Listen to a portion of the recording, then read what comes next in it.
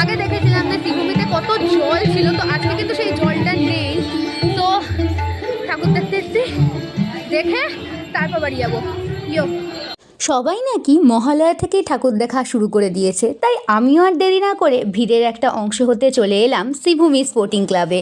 আর এখানে রাস্তায় হাঁটতে হাঁটতে আমি কিন্তু বেশ ভিড় দেখেছিলাম। ভিড় দেখে কিন্তু আমি বেশ ভয়ও পেয়েছিলাম। সত্যি বলতে দুর্গাপুজো কিন্তু বাঙালিদের ইমোশনস, আর এই ইমোশনসের মধ্যে কিন্তু বাঙালিরা নিজের প্রিয়জনের সাথে আর নিজের পরিবারের সাথে ঠাকুর দেখতে বেশ পছন্দ করে।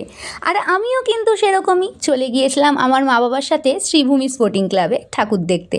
এখানে এসে দেখি এত সুন্দর প্যান্ডেলটা কিন্তু একেবারে আমার মন কেড়েছে। তবে হ্যাঁ, যতটা ভিড় আশা করেছিলাম ততটা ভিড় কিন্তু এখানে ছিল না।